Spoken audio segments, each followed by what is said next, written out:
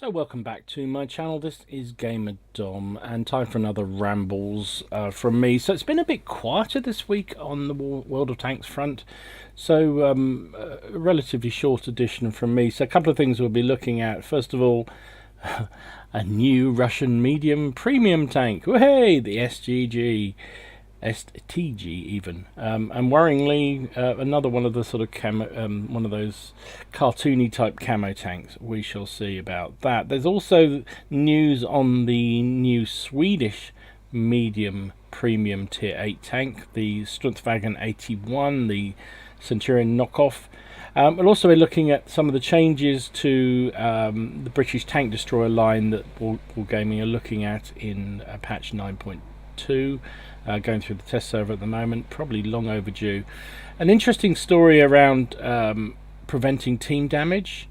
Clarification on the Japanese Tiger mission that's going through August. And finally, Wargaming being knobs as usual with their customer service. And a little interesting thing that some of your history buffs might be up for, which is a website looking at armoured fighting vehicles who are recruiting people to join and help with their knowledge. So anyway, let's crack on with the first things, and hopefully you enjoy this edition. So we went through a lot of the changes of other nations and some of the British medium tanks, but the Wargaming are also looking at tank destroyers. Now you can't see these yet on the test server, they're still going through the super tests, but I would imagine the later variant of the test server will allow you to have a look at these British TDs in details and the changes they're doing, and it's probably long overdue. A couple of these tanks are real dogs and needed something to improve them, so they're looking at the tier 7, sorry, the Challenger. First of all, and if you've ever played that, it's just a soul destroying thing. I mean, the tier 6 is great, the tier 7 is god awful, and tier 8 is great, so you have to work your way, and it takes a long time to grind through the Challenger. It's one of the weakest tanks in the game. So it currently has, one of its biggest problems is it still has a 17-pounder gun. And when you're at tier 7, it means you're fighting tier 8s and tier 9s all day long.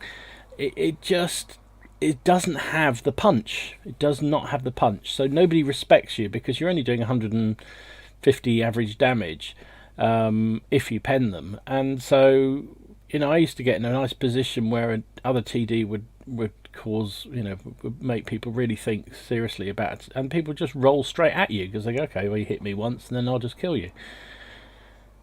And that was what happened. So they're looking to upgrade it, put a 32-pounder gun on this tank. Now that will change everything because that increases its penetration from 171 to 220 with a standard round, which is pretty darn good. And damage goes up from 150, as I was saying, to 280. And 280 is at the sort of level where people go, oh, that hurt. And that's what you want in a TD. You know, you either want it to be, oh, there's a potential I'm going to be absolutely obliterated, or wow, that hurts, I'm not going to do that again, kind of thing. So an average damage of 280, which will get you rolls of 300, will get its attention, and that's a good thing. DPM will drop as a result because it's a bigger gun, which is actually not a problem.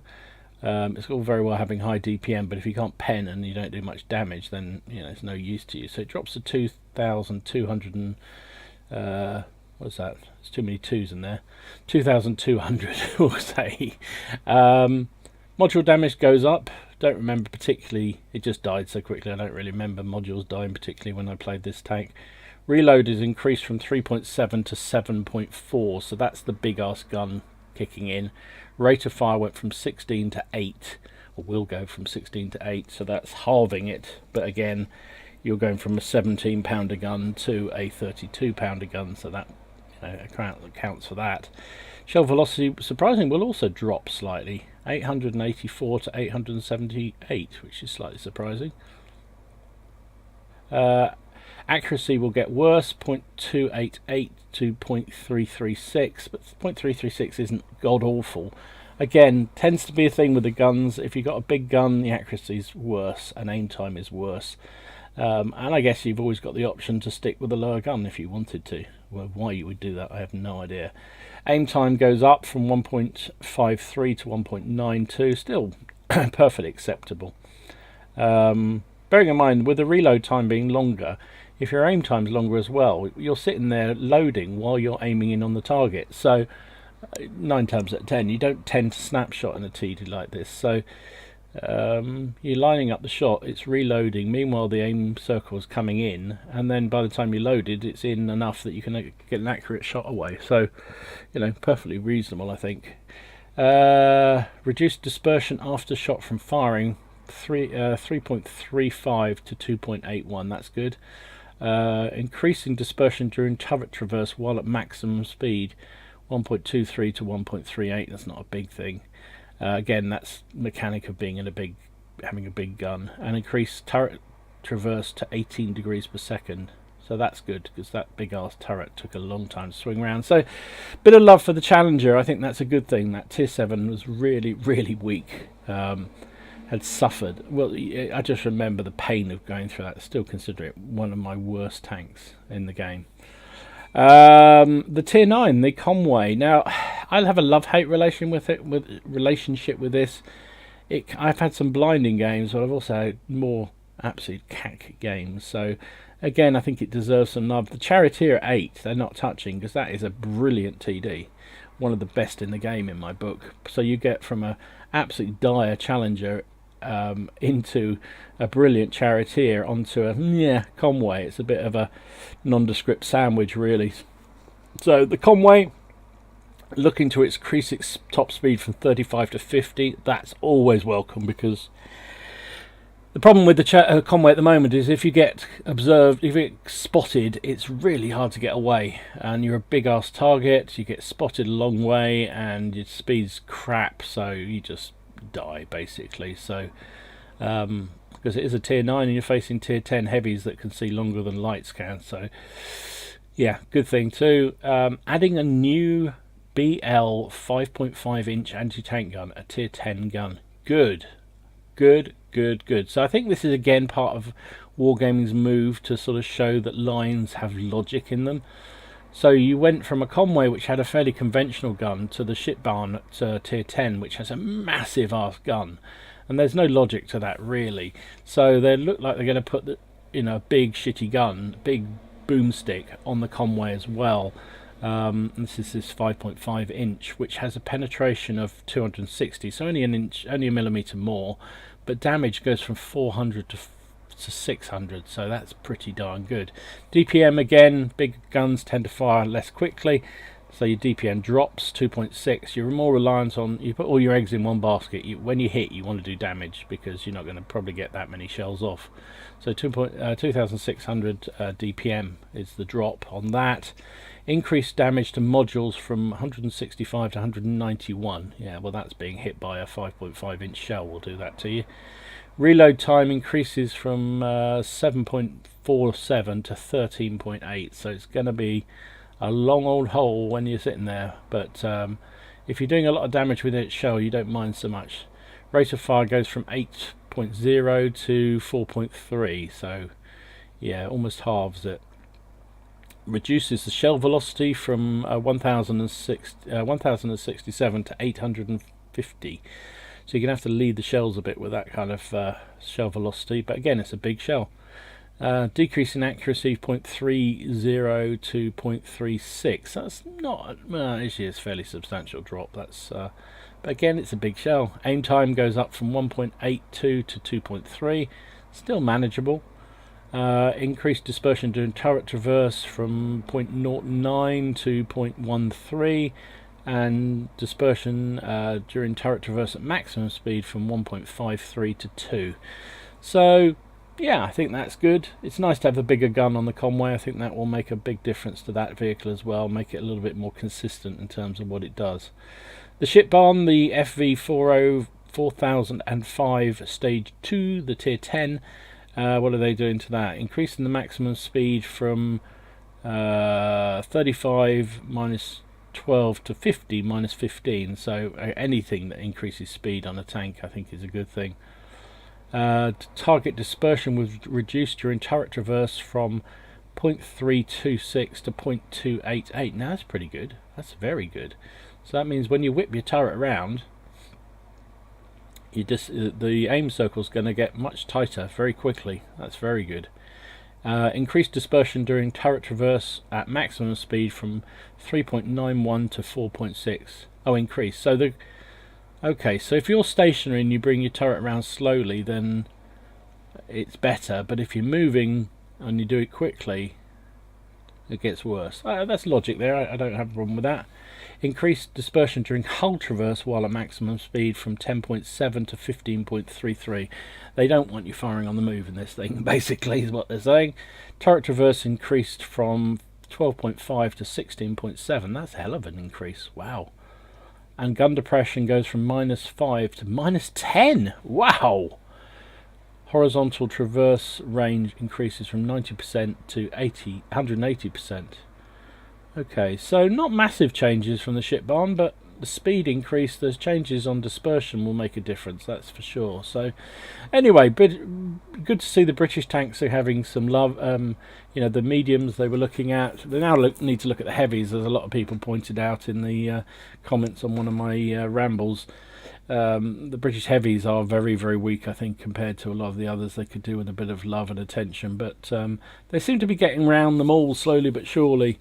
It's a shame that they've screwed it up by bringing all these super good premiums into the game, that they're having to do all this rebalancing of the regular tech tree. It's because, I mean, they have to, because otherwise the tech tree becomes completely irrelevant and people just won't play them. As it is, you get a times 3-5 weekend or something and all you see is premiums out there because everyone's earning credits. You know, it's not uncommon these days to go into a game on one of those weekends and there being sort of 12 of the 15 tanks aside being premium, and I understand it. That's why people do it, to earn those extra credit and extra experience, when you've got the ×3, ×4, ×5, whatever it may be. So anyway, good changes. What do you want to see next being looked at in the super tests? Let me know down below.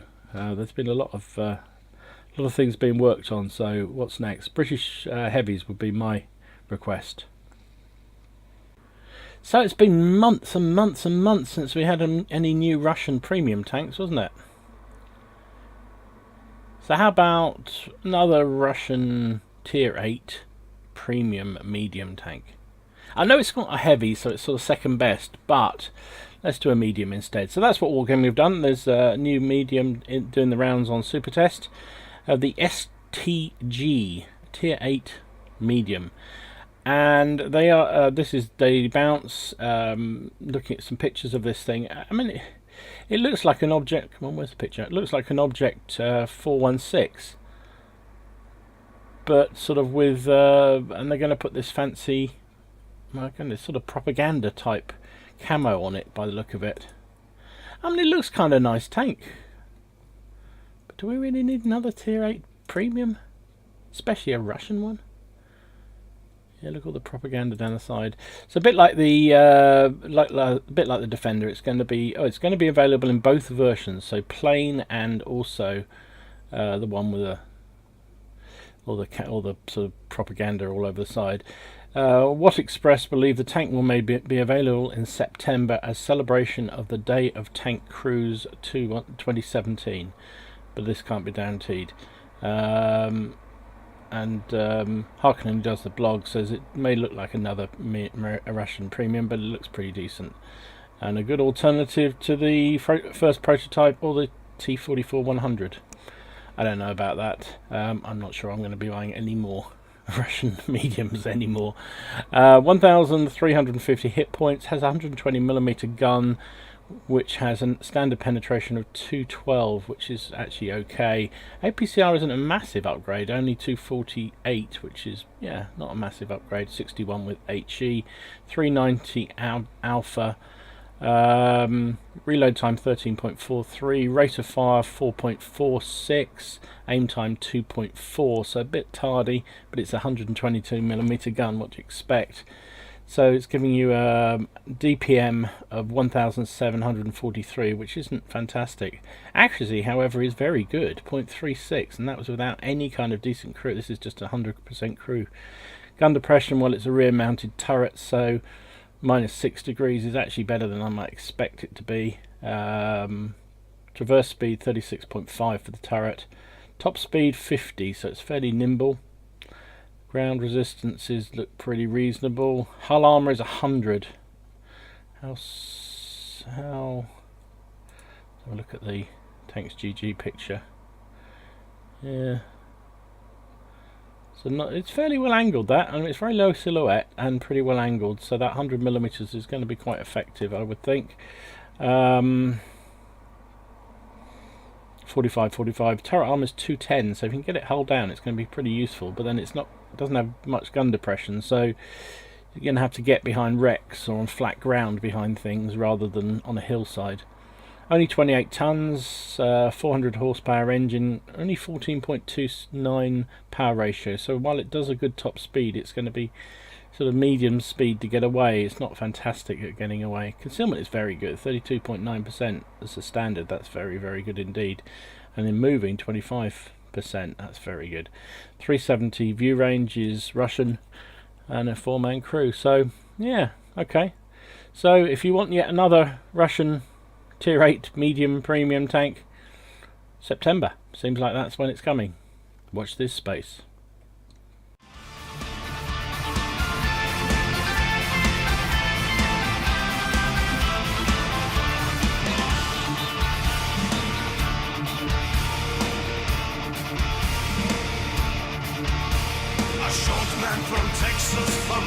So, hang on, let me turn that down a bit, play in the background. So why am I playing some heavy rock? Well, this is Sabaton, who are a Swedish rock band.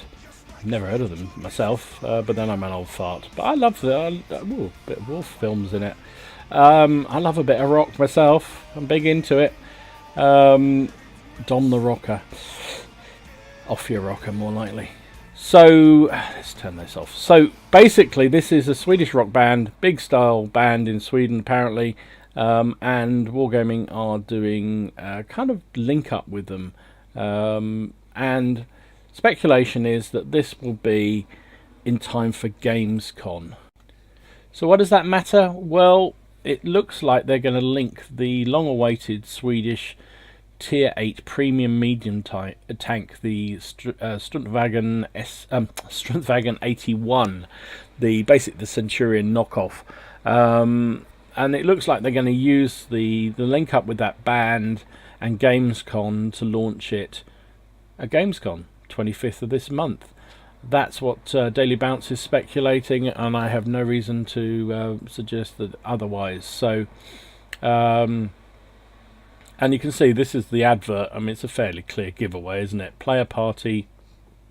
You got the tank, the band, all decked out with Swedish colours. So, and again, he's quoting Watt Express, which is a Russian blog, that it's going to be available at Gamescom 2017. Will come in 2 versions: the normal one and a special Sabaton edition, just like the Defender, the Patriot, and many others. So a cartoon tank! Oh joy, we love a cartoon tanks, don't we? Yeah, no picture of it yet, but Wargaming keeping this in their secret garage, so some kind of surprise for Gamescom. Okay, you know, it as he said here, he drove it in the press account. It's like a Centurion, so if you like Centurion, you'll like the Struntwagen 81. 1,450 hit points, has an 84mm, it's a, what is it, I don't know what poundage that is, gun, fires APCR, standard 226 penetration with a standard round, 258 with its premium APCR, 230 average damage, so a bit like most of the sort of British tanks, fairly accurate, fairly high pen, lowish damage, so relies on DPM really, although the DPM is not that great. Reload time of 7.1, rate of fire 8 rounds per minute, aim time of 2.21, which is okay, nothing special. Damage per minute is pretty low, 1,900, I'm surprised by that. Accuracy of 3.1, which is good. Gun depression of -10, which is excellent. Turrets Hull and turret traverse 37.5, top speed of 50, which is nice. Ground resistance is that the medium one doesn't look great. Hull is 76.2, 50.8 and 38.1. Nothing spectacular. British mediums anyway. Hulls tend to be big and very easy to pen, but the turret front is phenomenally good. 254 millimeters of frontal armor, which before the changes they were looking at or are looking at the moment with the British mediums was far better than the own Centurion. So if you had the Centurion in the British line, the tier 8, and then you took this thing had a far better turret front, which, considering they're the same vehicle, was a bit weird, but now they've been evened out, so that's good, or look like they're going to be if the stats in the new test server come through. 80, basically 89 on the rest of the turret, which is fine. 50 tons, 900 horsepower engine is pretty good. 17.72 power ratio, which is very good. Concealment's not very good. 20, it's actually not awful, but 20.5 is not really, but it's a medium. 400 view range is excellent. So nice if you like your Centurions. Oh, you like your cartoon tanks? Watch this space. It looks like, and if you like your rock, I suppose, then the Sabaton Centurion is coming. Oh joy! I might actually buy that one. Not the cartoon version, obviously. Hate those things. Now, this is another funny story I picked up on. This was on the Armored Patrol, another blog which mainly focuses on North America, but it's relevant for the whole World of Tanks world, I think. So they're reporting on team damage. Now, I hadn't realised this, but apparently in Blitz they have disabled the ability to do team damage. So there is a mod you can buy. There is a mod that you can download, which prevents you intentionally firing on friends. You click the button, nothing happens, basically. Now, it doesn't stop the accidental things of somebody rushing in front of your gun when you weren't expecting it, or a shot firing at an enemy that misses them and carries on and hits a friendly tank. It doesn't stop that, but it does stop you just swinging a gun around and blasting somebody intentionally. And it looks like they've implemented this on Blitz, so you can't do team damage intentionally. Now, there was a discussion apparently with the developers, Spring developers, questions with Makarov, who said apparently he was asked about removal of team damage from the PC game, but he was strongly against it. Well, he's categorically against the removal of team damage, which seems an odd thing to me. Why would you be against taking it away? But apparently he's got back to base and been told off. Because the publishing director of World of Tanks mentioned that they were planning to test the disabling of team damage in random battles on the test server. So, yeah, interesting. So, absolutely, they should. So, categorically, I think they should get rid of team damage. It is just a ridiculous thing that you can turn around and just blast a member of your team just because you're having a bad day, or they bump into you, or they're just complete dickheads. For the other half, the little devil in the back of my head is still there going, yeah, but when you're sitting behind Trawler and he's driving down and you just fancy tracking him just for the lols, if he couldn't do that, that would be kind of sad, really. And I guess that's a small price to pay. But Trawler's just one of those annoying players you just want to track every so often just for the sheer hell of it. Sorry, mate, I haven't seen you for ages. So yeah, I actually think, why the hell would you not disable team damage? And what would be the need to test it? Surely there's no negatives for removing team damage from the game, is there? I mean, you're always going to have those occasions where people run into each other or accidentally hit each other because one happens to run straight in front of the other tank just as he's firing. But intentional team damage, why is that allowed in the game anyway? What do you think? Can anyone think of a reason why they should be in there? I can't. If you do, you're a better man than me. So a quick update from last week's rambles, I think it was, talking about the this mission through August, which we have the Japanese Japanese Tiger heavy tank number 6 that you can win by doing these missions, and there's lots of other goodies for it. So at the time when I posted that, I wasn't entirely sure how these missions worked, because you got rookie, veteran, elite, and best of the best. And I wondered whether they ran concurrently, but they don't. You have to do one and then move on to the other. So just to clarify that, so once you've done the rookie mission, which is basically to earn 7,500 XP over any number of battles, you get those 5 repair kits. It then opens up the veteran option. Veteran option is 5 repair kits, 5 first aid kits, and you have to do 15,000 XP over any number of battles, as long as you're in the top 10 of your team. Once you've done that, you then move on to the elite mission, which is 5 large repair, 5 first aid, 5 personal reserves. But to get them, you have to do 50,000 XP, but only battles where you're in the top 3 of your team count towards that 50k. And then the top one, which is when you will actually win the tank itself with 100% crew and the garage slot, is very, very tough. You have to do 50,000 XP, but only when you finish top of your team as base XP will they count, and it has to be a tier 7 or higher tank. In fact, all these, oh no, that's a tier 5 for the elite. Now I have to say personally, and I don't play as much as I used. I still play pretty much every day, but not as many hours as I used to.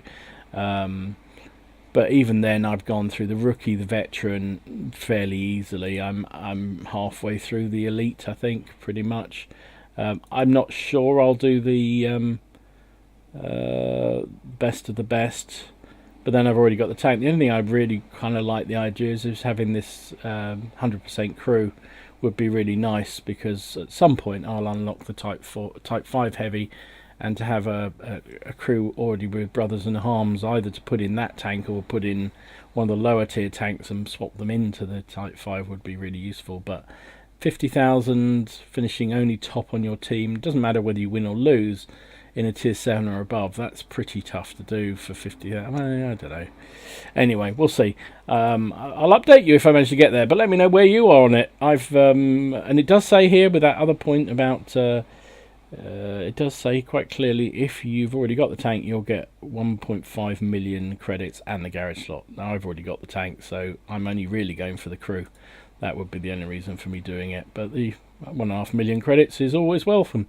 Anyway, let me know how you're getting on with the mission. As I say, I'm up to elite, about halfway through it, so not so bad. It's only, what is it today, when I'm recording this, the 9th of August, so we've still got, a large chunk of the month left to try and, well, certainly to do the elite. I should imagine I'll finish the elite. I don't know that I'll finish the best of the best, but you never know. Might get lucky, might actually get some teams where I can actually play properly. Would be nice. So this is something I wouldn't normally include on my my channel, but I saw this and I thought this looks a really good initiative, so I'm going to highlight it for those who are a bit history and tank buffs, of which I'm sure there are loads like me out there. So this went up on the status report, I think. Tanks Encyclopedia is recruiting. So Tanks Encyclopedia are looking for new members to join a growing team taking care of one of the largest armoured fighting vehicle websites out there, covering vehicles from all over the globe, spanning from the early 1900s up to this day.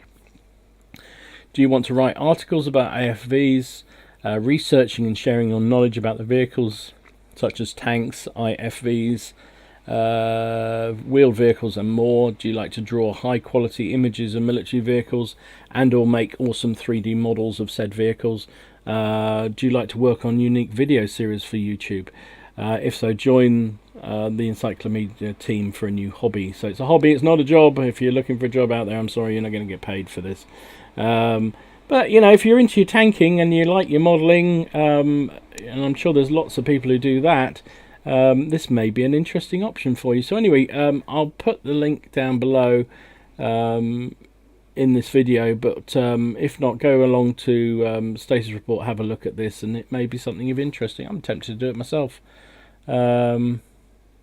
It says everyone on Tanks Encyclopedia is a volunteer. Each member is free to choose his own projects and is only bound by the promises that he chooses to make and the schedule he sets for himself. So no pressure. You basically say, well, I don't know, I have the hots for I don't know, the Jackson. I'm going to write an article about the Jackson and all its different variants and what have you. And that's kind of cool, I think, if you're really into that sort of thing. Let's have a look at here's the encyclopedia itself. Whoops. So, anyway, if it's of interest, the link is in the description. So finally, a little story that Daily Bounce picked up on, but it just made me chuckle because it just shows what absolute knobheads Wargaming are with their customer service. They really have no idea. If they were a proper business, they would go out of business so quickly. So what am I talking about? Well, I don't know whether you noticed it, and I did look into it myself, but there was a bundle you could buy in the shop. I'm not even sure whether it's still available, but it was 30 days of premium, and they threw in that lightweight Russian tank. I think we got it years ago as a freebie. The tier 3 LTP. Pretty awful tank, but they threw that in as a freebie if you bought 30 days of premium. And but what it transpired is if you already had the LTP in your garage, you would have thought, like every other package, that if you own the tank and you try and get it, you get some kind of compensation. Years ago you used to get gold for it. Now they tend to give you credits. But anybody who did this hoping that would be the case were unlucky, because all you ended up was a garage slot. That was it. There was no compensation for the LTP if you owned it already, which seems to me just ridiculous. I mean, the amount of money you're talking about is peanuts, but it's the principle of the thing, and sort of just a shoddy thing. So there was a Czech streamer, I think, who received 2 of these packages from his subscribers. Rather nice. Hint, hint. Nobody ever buys. No, I'm not going there. No, don't buy me gifts. Two people bought him these packages, 30-day premium plus an LTP, but he only received 60 days and 2 garage slots because he already had the LTP. And he contacted Wargame to say, shouldn't I get credits or gold or something? And they said no. Basically, no. If you own it, there's no compensation. Tough titties, stick it up your jumper. Which I think is pretty much a dick move, if you ask me. Because it didn't actually say on the advert at all. It didn't say anything about if you own the tank. It didn't say you won't get compensation. It didn't say you will get compensation. And if you bought it yourself and you already owned it, then tough titties to you, really. You just get a free garage slot. It's more for you. But if someone's gifting it to you, you have no choice over that, and I don't know.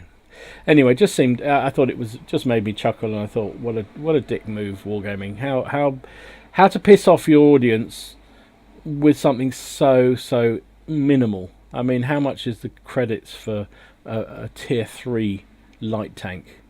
50,000, something like that. I don't know. Negligible amount. How much would it have been to just say, okay, yeah, here you go? But instead of that, go, no, we're not doing it, just to piss people off. Good job, really good job. So there you go, that's Rambles over for this week. Thanks for watching. Hope you enjoyed it. If you did, give it a like and subscribe to the channel if you haven't already done so, please. Have a good weekend. I know the weekends is always a bit of a trying time for us weekday warriors, because that's when everyone else jumps on the game and it becomes an absolute nightmare. And if you're a weekend warrior, well, good luck to you, mate. Anyway, enjoy your games, have fun. It is just a game. I can always say this, it's just a game. Try not to take it too seriously. And I will see you again soon. This is Gamer Dom signing out.